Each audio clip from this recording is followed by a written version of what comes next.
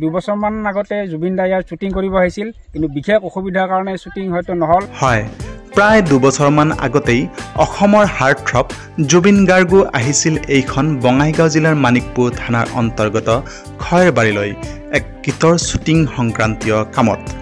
আৰু তাৰ পিছতেই আজিও বহুতো স্থানীয় ব্যক্তিয়ে এই ঠাইখনক জুবিন ঘাট বুলিয়েই সম্বোধন কৰে। নিউজ টাইম 3 সমূহ দৰ্শকক আমি এক বিশেষ খণ্ডলৈ স্বাগতম জনাইছোঁ। আমি আছোঁ এতিয়া বঙাইগাঁও জিলাৰ মানিকপুৰ থানাৰ অন্তৰ্গত চকীহালিৰ ওচৰৰ খয়েৰবাৰী বা পামলীয়াপাৰাত। আচলতে এই খয়েৰবাৰী ঠাইখন খুবেই ধুনীয়া ঠাই, য'ত আচলতে বহু ব্যক্তিয়ে বিভিন্ন সময়ত পিকনিক ইত্যাদি খাবলৈ আহে। আৰু আমাৰ আচলতে এইখিনি মানিকপুৰ থানাৰ অন্তৰ্গত আমাৰ ওচৰতে যিখিনি ঠাই খুব ধুনীয়া, আচলতে বহুতে সেইটো গম পায়, বহুতে গমো নাপায়। গতিকে আপোনালোকে চাব পাৰে, মই আছোঁ এতিয়া বঙাইগাঁও জিলাৰ এইখিনি খয়েৰবাৰী বুলি কয়, পামলীয়াপাৰা। আৰু মোৰ লগত থকা কেমেৰা পাৰ্চন নিপন দাসে দেখুৱাই আছে। এইপিনে যদি চাই আপোনালোকে, এইপিনে সন্মুখেৰে বৈ গৈছে ওচৰৰে পকালাগি নৈ, আৰু পকালাগি নৈৰ পৰা কিন্তু সেইটো পাৰ বৰপেটা জিলা পৰে। আৰু বৰপেটা জিলাৰ এই গাঁওখন যে দেখি আছে, এইখন দাৰিকা বুলি কয়। গতিকে সেইপিনে নৈখনৰ দাৰিকা, মাজতে পকালাগি নৈ, এইপিনে খয়েৰবাৰী। খুব ধুনীয়া পৰিৱেশ খয়েৰবাৰীত। প্ৰতি বছৰে আচলতে বহুতো ব্যক্তি আহে পিকনিক খোৱাৰ কাৰণে। গতিকে এই খয়েৰবাৰীৰ কিছু পৰিৱেশ আজি আমাৰ এই প্ৰতিবেদনত আমি দেখুৱাবলৈ চেষ্টা কৰিম।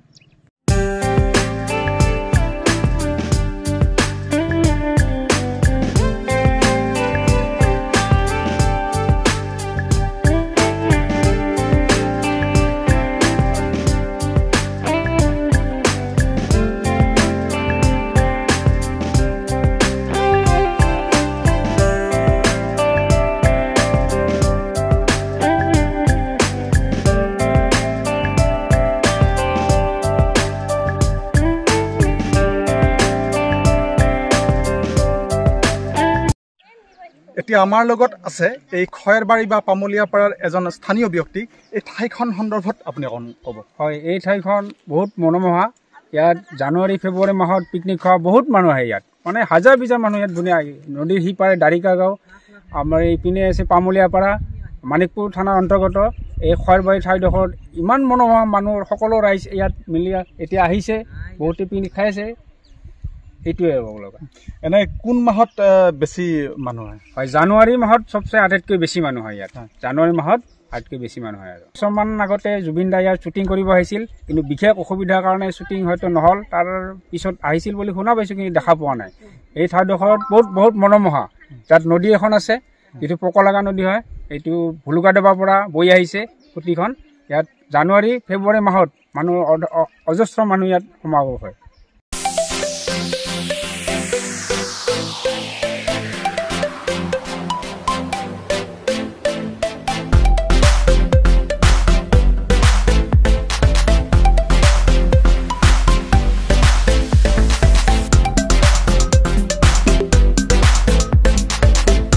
আজি দেখিছোঁ আচলতে খয়েৰবাৰীত এটা পিকনিক পাৰ্টি আহিছে।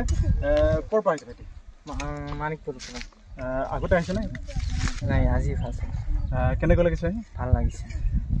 আৰু এজন যুৱক আচলতে কি বনাইছে? মাংস বনাইছে। কি মাংস বনাইছে? কাহৰ। ঠাইখনত কেনেকৈ লাগিছে? ভাল লাগিছে। ভাল লাগিছে। আৰু আচলতে নিপনে দেখুৱাইছে ধুনীয়াকৈ হাঁহৰ মাংস বনাই আছে তেওঁলোকে। আৰু এইপিনে কেইজনমান যুৱতী আছে। ক'ৰ পৰা আহিছে মানে? মানিকপুৰ। আগতে আহিছেনে? কেনেকৈ লাগিছে? ভাল লাগিছে। আৰু ভণ্টি কি ক'বা ঠাইখনৰ বিষয়ে? ভাল লাগিছে। আগতে আহিছেনে? আৰু ইয়াত যে ঠাইখন কিন্তু আপোনালোকে আহি অকণমান লেতেৰা দেখিছে নহয় জানো? আগৰ যিবিলাক পিকনিক পাৰ্টি তেওঁলোকে চাফা কৰা নাই, মানে য'তে ত'তে মানে থালি এইবিলাক পেলাই গৈছে। কি ক'বা? চাফা কৰি থাকিব লাগে, চবে আহিলে ভাল পাব। ক'ৰ পৰা আহিছে তুমি? চকীহালিৰ পৰা। চকীহালি। এই ঠাইখিনি আচলতে খয়েৰবাৰী কেনেকুৱা লাগে? ভালেই লাগে, আগতে বহুবাৰ আহিছোঁ। আৰু আচলতে কি তোমালোকে ক'ৰ পৰা আহিছা? কিবা অনুষ্ঠান নেকি? নাই, একো অনুষ্ঠান হয়, এনে খানা খাব আহিছোঁ। আচলতে ঠাইখন যে লেতেৰা হৈ আছে, মানে বিভিন্ন থালি বা ইত্যাদি পৰি আছে, কি ক'বা? এইখিনি যিবিলাকে আহে ভালকৈ পৰিষ্কাৰ কৰি ৰাখিব লাগে, তে নতুন আহি ভাল পাব, নতুন মানুহ আহি। কিন্তু দুৰ্ভাগ্যজনকভাৱে খয়েৰবাৰীতো ইয়ালৈ পিকনিক ইত্যাদি খাবলৈ অহা এচাম ব্যক্তিয়ে কিন্তু তেওঁলোকৰ পেলনীয়া সামগ্ৰী, কাঁহী বাতি ইত্যাদি পেলাই ইতিমধ্যে খয়েৰবাৰীৰ অৱস্থা লেতেৰা কৰা দেখা গৈছে। গতিকে এই ক্ষেত্ৰত তেওঁলোক সচেতন হোৱা উচিত। আৰু খয়েৰবাৰীৰ যদি কিবা স্থানীয় সমিতি আছে, তেওঁলোকে এই ক্ষেত্ৰত ব্যৱস্থা নিশ্চয় গ্ৰহণ কৰা উচিত। আমি আমাৰ চেনেলৰ দৰ্শকসকলক আমি এই বঙাইগাঁও জিলাৰ মানিকপুৰ থানাৰ অন্তৰ্গত খয়েৰবাৰী পামলীয়াপাৰাৰ কিছু দৃশ্যাংশ দেখুৱাবলৈ চেষ্টা কৰিলোঁ। আচলতে খুব ধুনীয়া ঠাই, পকালাগি নৈৰ পাৰত অৱস্থিত খুব ধুনীয়া ঠাই। আচলতে খুব ইয়াতে খয়েৰ গছ দেখা যায় আৰু খয়েৰ গছৰ কাৰণে আচলতে ঠাইখনৰ নাম খয়েৰবাৰী।